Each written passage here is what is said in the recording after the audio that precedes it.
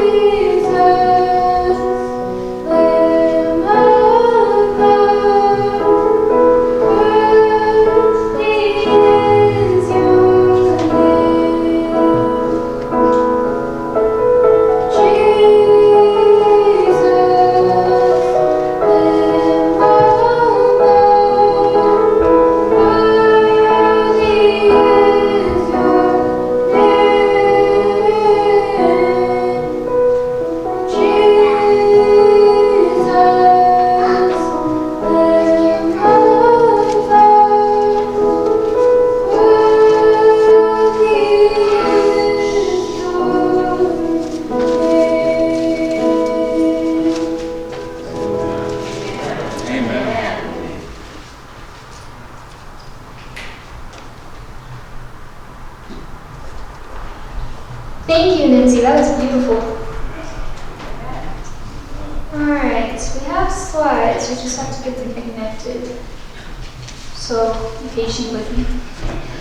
I think most of you know that I was gone this past summer. Can I move this like this? Okay. I was gone this past summer. I was spending it volunteering at Klondike Mountain Health Retreat up in Washington State.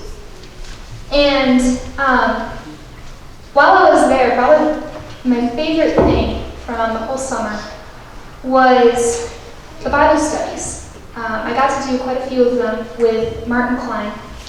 He is the author of Glimpses of the Open Gates of Heaven, which is a verse-by-verse study of the books of Daniel and Revelation. And one of the studies that I did with him, I probably did 4 times because I loved it just so much. It was incredible. And we're going to be doing it here today, as soon as the slides start working. So let's have one more prayer. Lord, I thank you so much that we can come before you today and worship you. And I pray that this is your message, so you will be the one to share it and to be the one to impress it on us because it's relevant to us today. Thank you, Lord. Amen. Coming New World Order. In 1990, on September 11th, George Bush Sr. gave his famous speech about the New World Order. For some, this inspired visions of peace, prosperity, an age of Aquarius, where man had reached the pinnacle of moral and evolutionary development. An age where the whole world could live as one, with one currency, one government, one religion. 11 years later, to the day, on September 11, 2001, the world witnessed a small glimpse of the sinister intentions of such an age and order. 7 years after that, to the day, on September 11, 2008, $550 billion was mysteriously drawn out of money market accounts in the U.S., ensuring the virtual collapse of our economy. The Bible also talks about a new world order, although slightly different. 2 Peter 3:10-13 says, "But the day of the Lord will come as a thief in the night, in which the heavens shall pass away with a great noise, and the elements shall melt with fervent heat. The earth also and the works that are therein shall be burned up.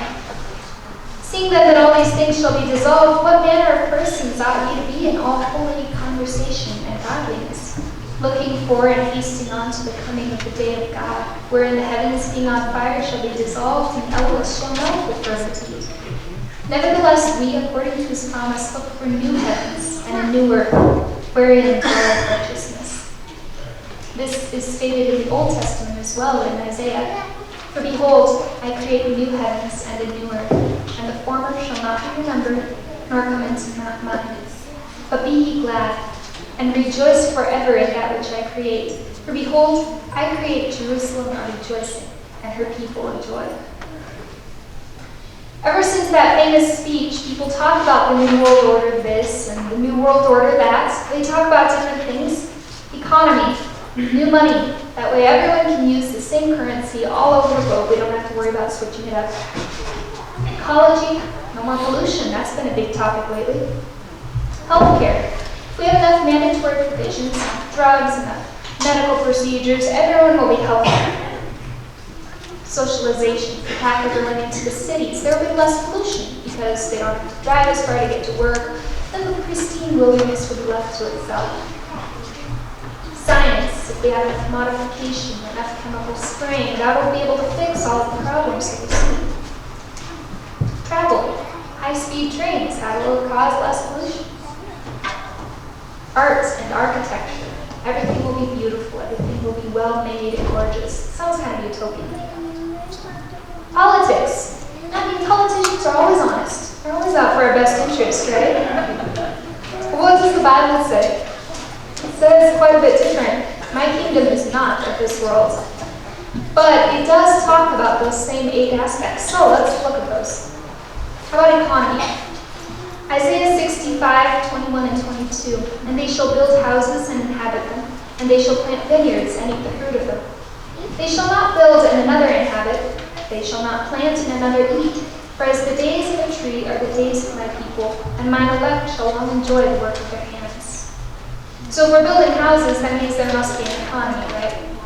And Revelation later talks about how it's made of gold. Now, I don't want to be facetious here, but I just wonder, Like when we are building our houses, are we going to fill out a work order for gold bricks? Is God going to create them right where we need them, or are the angels going to bring them in on airmail? It's going to be beyond our imagination, whatever it is. This quote from Counsels to Parents, Teachers, and Students. God designs that all shall be workers. The toiling beast of burden answers the purpose of its creation better than does the indolent man. God is a constant worker. The angels are workers. They are ministers of God to the children of men. Those who look forward to a heaven of inactivity will be disappointed, for the economy of heaven provides no place for the gratification of indolence, but to the weary and heavy laden, rest is promised. How about ecology? Is there going to be an ecology in heaven? Isaiah 65:25. The wolf and the lamb shall feed together, and the lion shall eat straw like the bullock, and dust shall be the serpent's meat. They shall not hurt nor destroy in all my holy mountains, saith the Lord. You know, environmental movements are supposed to fix everyone's problems, but the environmentalists themselves still drive cars, they still live in houses. It just never seems to quite work. But in heaven, there will be no more extinction, no more species of animals just disappearing. It will be way different than anything we've seen. And he showed me a pure river of water of life, clear as crystal, proceeding out of the throne of God and of the Lamb. It's in Revelation. It's going to be clear water, so again, no pollution. Now, when I was younger, a friend of mine invited me to go swimming with her in a pond near where her family was living. And I went, had a blast. But this pond was small and it was very muddy, so I had my goggles on, and when I would dive down, about the first foot or so, I could still see sunlight getting through, but below that, it was pitch black. I couldn't see my hand in front of my face. It was so muddy. Now imagine swimming in water as clear as crystal, looking down, being able to see 20 miles down as if there were just inches. What about healthcare? Will there be healthcare in heaven? Isaiah 35:5 and 6. Then the eyes of the blind shall be opened, and the ears of the deaf shall be unstopped. Then shall the lame man leap as an hart, and the tongue of the dumb sing. For in the wilderness shall waters break out, and streams in the desert. Imagine healthcare that actually makes people healthy. Revelation 22:2. This is talking about the tree of life. In the midst of the street of it, and on either side of the river, was there the tree of life, which bare 12 manner of fruits, and yielded her fruit every month. And the leaves of the tree were for the healing of the nations. Now it is true that when Christ comes, we will receive new bodies. But this verse says that there will still be healing even in heaven. The emotional healing, scars that we have to work through as we're processing how terrible sin is and why people chose not to be there. There will still be healing. And the leaves of the tree will be the healing. Ezekiel talks about the tree of life as well. And by the side, and by the river upon the bank thereof, on this side and on that side, shall grow all trees for meat, whose leaf shall not fade, neither shall the fruit thereof be consumed. It shall bring forth new fruit according to its months, because their waters they issued out of the sanctuary. And the fruit thereof shall be for meat, and the leaf thereof for medicine. That's the pharmacy right there. There's the medicine, the leaves of the tree of life. Will there be socialization in heaven? Matthew 8:11.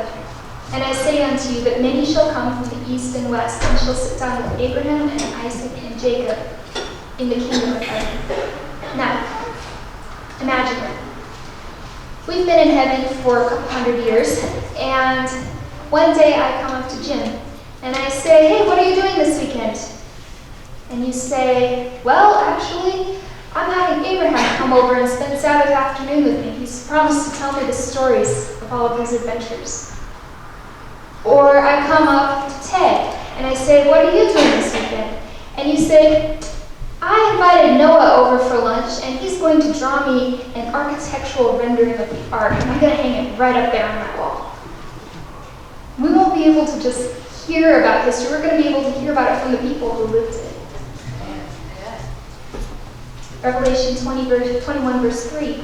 And I heard a great voice out of heaven saying, Behold, The tabernacle of God is with men, and he will dwell with them, and they shall be his people, and God himself shall be with them, and be their God. So imagine that we've been in heaven for a couple hundred years. And one day I come up to Catherine, and I say, what are you doing this weekend? And Catherine says, well, I'm making a special Sabbath lunch, because Jesus is coming to spend me. Will there be silence in heaven? All the treasures of the universe will be open to the study of God's redeemed. They share the treasures of knowledge and understanding gained through the ages upon ages in contemplation of God's handiwork. With undimmed vision, they gaze upon the glory of creation, suns and stars and systems, all in their appointed order, circling the throne of deity. Upon all things, from the least to the greatest, the Creator's name is written, and in all are the riches of his power displayed. With undimmed vision, gazing upon suns and stars and systems. Now, right now, if we look up at the sun long enough, we're going to go blind. That's not undimmed vision.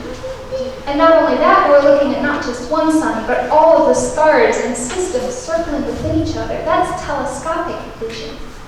And if we have telescopic vision, it follows that we would have microscopic vision. After all, God has his glory in the little things.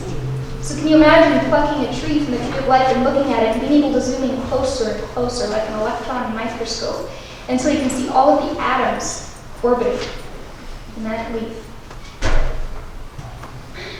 There's another kind of science that we often don't think about. The science of redemption is the science of all sciences. The science that is the study of the angels and of all the intelligences of the unfallen worlds. The science that engages the attention of our Lord and Savior. Imagine, the one who invented this science studies it. The science that enters into the purpose rooted in the mind of the infinite, kept in silence through times eternal. The science that will be the study of God's redeemed throughout endless ages. This is the highest study in which it is possible for man to engage. As no other study can, it will quicken the mind and uplift the soul. Just like all these other areas where the heavenly New World Order differs quite drastically from the earthly New World Order, so it will be with science. What is science is heaven. Will there be travel in heaven? Isaiah 40:1. But they that wait upon the Lord shall renew their strength. They shall mount up with wings as eagles. They shall run and not be weary, and they shall walk and not faint. Amen. Unfettered by mortality, they, the redeemed, wing their tireless flight to worlds afar, worlds that thrill with sorrow at the spectacle of human woe, and rang with songs of gladness at the tidings of a ransomed soul. With unutterable delight, the children of earth enter into the joy and the wisdom of unfallen beings. Wing their tireless flight to worlds apart. That's rocket travel. That's not just one lucky word, that is rocket travel. Now, imagine with me. One day, several of us get together and start talking, and we realize, you know what, we've been wandering all over, exploring, but we haven't made it to that planet on the other side of the universe yet. Why don't we go next week? Okay, yeah, let's go next week. So next week, we shoot off for that planet. And as we're coming in for the landing, we look around and we realize, whoa, these people knew we were coming. They roll out the red carpet, the choirs are all gathered, it's a whole welcoming committee. The leader comes up and welcomes us, says, you are most welcome. Please allow us to sing to you a special song. And they seat us and they say, this is the song that we wrote when we learned that you accepted Christ. And when they finish singing, we say, why are you welcoming us so warmly? They say, why wouldn't we? You're the royal family. You're the son of the king, the daughter of the king. Will there be arts and architecture in heaven? Oh yes. Revelation 21:18-21. And the building of the wall of it was of jasper, and the city was pure gold like unto clear glass. I'm just going to pause here for a moment. There's a form of gold, a crystalline form, rather than a metallic form, which is clear. So this is possible even here on earth. And the foundations of the wall of the city were garnished with all manner of precious stones. The first foundation was jasper, the second, sapphire, the third, a chalcedony, which is either an onyx or an opal, the fourth, an emerald, the fifth, sardonyx, the sixth, sardius, which is either carnelian or ruby, the seventh, chrysolite, the eighth, beryl, the ninth, topaz, the 10th, a chrysoprasus, the 11th, a jacinth, the 12th, an amethyst.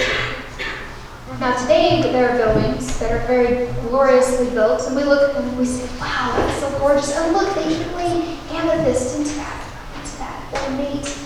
Isn't that amazing? Wow. But imagine a city that has for its foundations an amethyst. And the 12 gates were 12 pearls. Every several gate was of one pearl, and the street of the city was pure gold as it were transparent glass. Now you know where pearls come from. Oysters, right? Well, every gate is one pearl. That's one big oyster.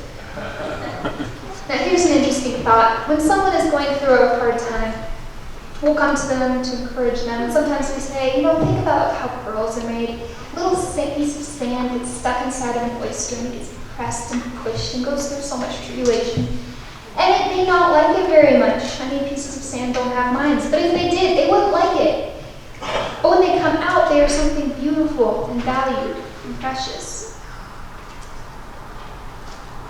Well, Acts 14:22 says, we must through much tribulation enter into the kingdom of God. That's one big pearl. That's a lot of tribulation. Is there going to be politics in heaven? Well, I'll just say it will be very different from politics here on earth.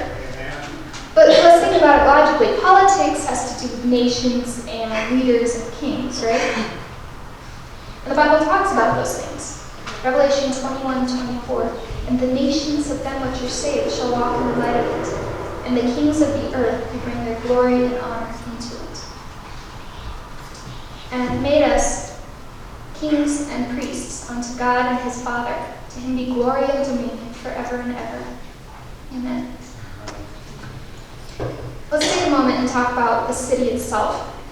And this will bring us back to the issue of politics, how things will be divided, how the land will be divided, how things will be organized politically. So let's just look at the city. Revelation 21 talks about it. And the city lieth foursquare, and the length is as large as the breadth. And he measured the city with the reed, 12,000 furlongs. The length and the breadth and the height of it are equal. So every side around is the same length. And all the way around is 12,000 furlongs, which means that every side is 3,000 furlongs, right? 12,000 divided by 4 is 3,000. But what is a furlong? Well, some people think that this furlong is referring to the English furlong, but that doesn't make much sense because England wasn't around at that time. But Rome was around, and the Romans had a furlong. The Roman furlong was 606.75 feet.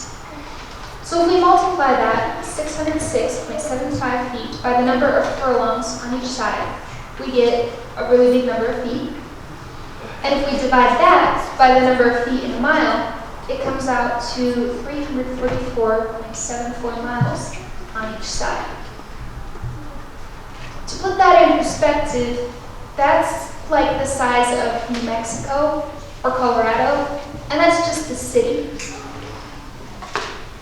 Well, it says the length, the breadth, and the height of it are equal. So if we go 344.74 miles up in the air, this is as high as our current thermosphere, the last layer before the exosphere, which is essentially outer space. To put it in a little better perspective, this city would be 100 miles higher than the orbit of the International Space Station.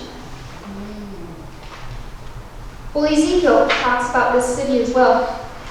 Ezekiel 48:35. It was round about 18,000 measures, And the name of the city from that day shall be, the Lord is there. We know that this verse is referring to the New Jerusalem because the name of it is, the Lord is there. But 18,000 measures is a little different than 12,000 furlongs. So how big would 18,000 measures be?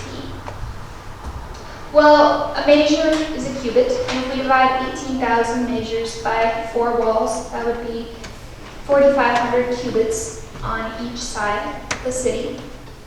And a cubit is approximately 18 inches, and then Ezekiel later says it's actually a cubit and a handbreadth, which would be 21 inches. So if we multiply that out, we find that each wall of the city is only 1.5 miles. Now that's not a city, that's barely even a village, that's more like the size of a farm. So how can this be the New Jerusalem? Well, Hebrews 8 talks about the sanctuary that God had Moses build. Whosoever wants the example and shadow of heavenly things, as Moses was admonished of God when he was about to make the tabernacle. For see, saith he, that thou make all things according to the pattern showed to thee in the mount. Well, if it was a pattern, could it be that Ezekiel's city was a pattern as well? Let's look at the sanctuary again. The sanctuary, Moses' tabernacle sanctuary, holy, most holy place of Moses' tabernacle, was 15 feet by 15 feet. And Solomon's temple later doubled that length, so it would be 30 feet by 30 feet, quadruple the square footage. But Revelation 5 says that John sees millions of angels standing before God's throne. Can't really fit millions of angels into 30 feet by 30 feet. So the heavenly sanctuary must be much, much bigger than the earthly sanctuary. So back to our idea, could it be that Ezekiel was giving a small scale dimension of what John was giving? Like a little map. I mean, we do that. We lay out our road map of the whole United States. And we see all of the major highways and interstates. And we look at it and we say, okay, I want to go from Denver to Seattle. So how many miles would that be? And we measure out the number of inches. And then we go and look at the key and we see that 1 inch equals 100 miles. So that makes sense, that Ezekiel would be measuring, putting together the little map, and then John is the key. John's measurement is the key that shows us how big that actually is. Well, if we check out what Ezekiel talks about, he describes this. And this is a little complicated, but stick with me. This section, the top strip of land, there was a strip of land for the Levites and a strip of land for the priests. So each strip is 25,000 by 10,000 cubits. And one of them had the temple inside of it. And then there was another strip of land for the city, 45,000 cubits on each side, and suburbs around the city, and then garden land on either side. Ezekiel then goes on to describe 13 strips of land, each 25,000 cubits wide, but he doesn't say how long they are. Ezekiel 48. By the border of Judah, from the east side onto the west side, you shall give the offering which ye shall offer, 25,000 reeds in breadth, reeds of feet. And in length as one of the other parts, from the east side onto the west side, and the sanctuary shall be in the midst of it. So each strip is 25,000 cubits wide, but it doesn't say how long they are, only that they are all equal in length. So this particular strip that we just looked at, it's there in the middle. You can see the little square with place for Levites, priests, temple, city, suburbs, garden places. And then this is what Ezekiel describes. Every strip of land is given to each of the 12 tribes of Israel. Well, back to our theory that Ezekiel was giving a little map. If we multiply the width of each of those strips by the number of strips that there are, so 13 strips times 25,000 cubits wide for each one, we get 325,000 cubits. Now stick with me here, it's a lot of math. It seems really complicated. You're probably wondering, Shiloh, where on earth are you going with all of this? But I think when you see what we'll discover, you'll be rather excited. And why was that? So we have 325,000 cubits. If we scale that up to John's size of measurement, we multiply that, divide that by the number of cubits on each side of John's city. That gives us the ratio of that gives us the ratio of Ezekiel's land to Ezekiel's city. Then we multiply that by the number of miles of the length of John's city. So that will give us the ratio of multiply that ratio by the size of John's city so that we get the number that will give us the size of the land on John's scale. Make sense? Probably not. That's okay. The land would come out to be 24,898 miles. And we don't know how long each of those strips are, but we know that all the way around would be 24,898 miles. Modern science tells us that the circumference of the Earth about the equator, so all the way around the Earth, is 24,901 miles. That's a margin of error of only 0.012%. So this is a prophecy that hidden within it tells us the circumference of the Earth. Now why did we come up with a number like that? Well, it's showing us the new Earth and how the Earth will be divided among the 12 tribes with one strip for the city and sanctuary. Well, let's talk about the sanctuary itself. Some people assume that Ezekiel's sanctuary was something that the people at his time were supposed to build and didn't. But if we look really closely, we find that it's describing the tree of life and the river of life. Those things aren't on earth today. Besides, if it was literal, then it would hardly be impressive because some of the rooms in it would only be 6 feet by 6 feet, which is barely big enough for a decent-sized bathroom. But if we apply the ratio that we just discovered to Ezekiel's temple, we find that the gates of Ezekiel's temple would be 3/4 of a mile wide. That it's almost 4 miles from the face of the outer gate to the porch of the inner gate, which means that just walking through the wall would be 4 miles. That the arches are 4/10 of a mile wide and 2 miles long. This tower, it's called Burj Khalifa. It's in Dubai, United Arab Emirates, the tallest building in the world. It's just over a half mile tall, 2,723 feet tall. That's twice the height of the Empire State Building.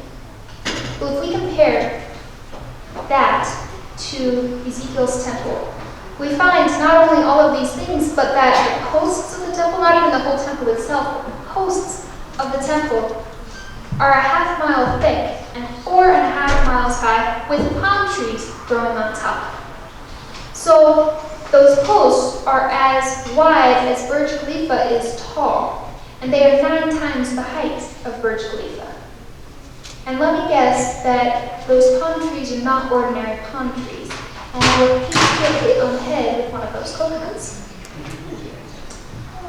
Now, why would God show us this detail of the heavenly sanctuary, the heavenly New Jerusalem? Why is this important? Ezekiel 43:10. Thou, son of man, show to the house of Israel that they may be ashamed of their iniquities, and let them measure the pattern. There it says right there that our guess is correct, that this is a pattern. If you had a little city that was 1.5 miles on each side and a sanctuary with little rooms 6 foot by 6 foot, would you be ashamed of your iniquities? No. But when we see the grandeur and glory of what God has prepared for us and how big and awesome He is, would we be ashamed then? He wants us to measure the pattern, to know the ratio, and see what it all means for us. It also implies, this verse also implies that the message of Ezekiel's diagrams was not for Ezekiel's people in Ezekiel's day, because they wouldn't have been able to measure the pattern until John came up with the key centuries later. So this message is for us, people who follow John, people at the end of time. God wants us to be there. Revelation 21:4. God shall wipe away all the tears from their eyes. And there shall be no more death, neither sorrow nor crying. Neither shall there be any more pain, for the former things are passed away. promises and pictures he gives us are beyond our comprehension. But there are some criteria for us to be there.